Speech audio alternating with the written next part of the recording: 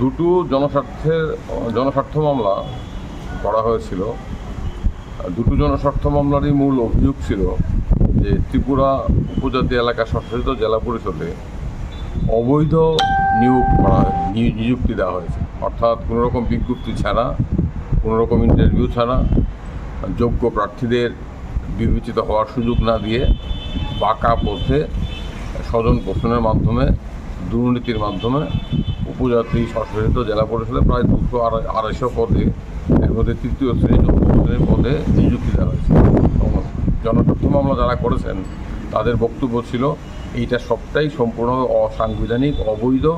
কারণ আমাদের দেশের আইনে, সংবিধানের নির্দেশ অনুসারে কোনো সরকারি পদে কোনো রকম বিজ্ঞপ্তি ছাড়া গোপনে কাউকে নিযুক্তি দেওয়া যায় না।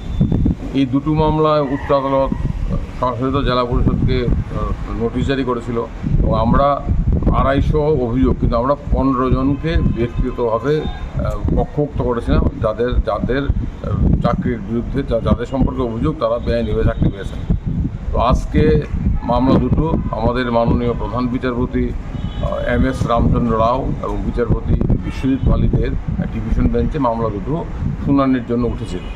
আজকেই স্বশাসিত জেলা পরিষদের পক্ষ থেকে হলফনামা দেওয়া হয়েছে। তারা যে হলফনামা দিয়েছেন, জবাবি হলফনামা, কাউন্টার এফিডেভিট, এতে তাদের বক্তব্য থেকে স্পষ্ট সবটা প্রক্রিয়াই বেআইনি।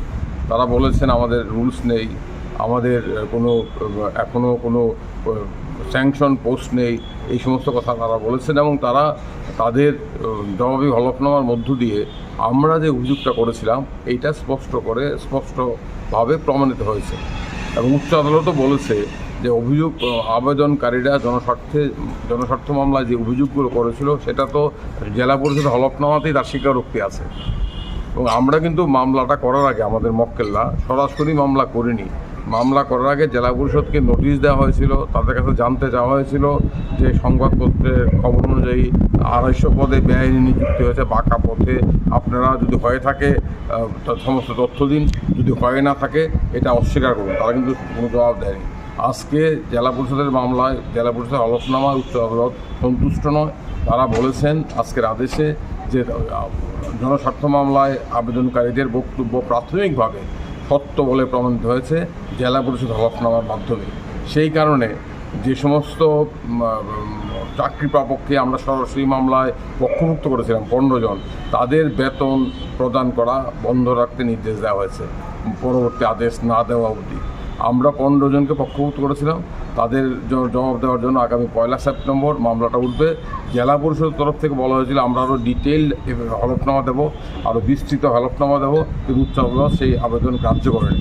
কারণ তো উচ্চ আদালত বলেছে তোমরা হলফনামা দিয়েছো, বারবার হলফনামা দিতে পারবে না, তোমাদের হলফনামায় তোমরা আবেদনকারীদের বক্তব্যগুলোকে খণ্ডন করনি, তোমরা প্রকারান্তে মেনে নিয়েছো এবং তোমাদের যে বক্তব্য, এতে আবেদনকারীদের বক্তব্য প্রাথমিকভাবে সত্য বলে প্রমাণিত হয়েছে।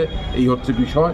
এবং এর ফলে যারা জনস্বার্থে মামলা করেছেন তারা সবাই উপজাতি স্বশাসিত জেলা পরিষদ এলাকার বাসিন্দা, তাদের বক্তব্য কিন্তু প্রমাণিত হয়েছে এবং তারা জনস্বার্থে একটা গুরুত্বপূর্ণ কাজ করেছেন বলে আমরা মনে করি। কারণ আমাদের আইনে বাঁকা পথে স্বজন পোষণের মাধ্যমে চাকরি দেওয়া এটা কোনোভাবেই আইন বরদাস্ত করে না।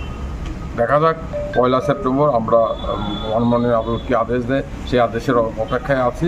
ইতিমধ্যে আমাদের মক্কেলরা আজকে জানিয়েছেন আরও এমন 200 জন বেআইনি চাকরি পেয়েছেন, তাদের বক্তব্য, এই সমস্ত তথ্য তারা জোগাড় করেছেন, তাদেরকেও মামলায় পক্ষভুক্ত করা হবে। সেটা এর মধ্যে আমরা আরও 200 জনকে মামলায় পক্ষভুক্ত করতে চাইছি। আমাদের বক্তব্য যে যাই চাকরি হবে প্রকাশ্য হবে, সুষ্ঠু প্রক্রিয়ার মধ্য দিয়ে হবে, স্বচ্ছ প্রক্রিয়ার মধ্য দিয়ে হবে, যাতে সবাই সুযোগ পান চাকরির জন্য বিবেচিত হওয়ার। তার জন্যই মামলাটা করা হয়েছে।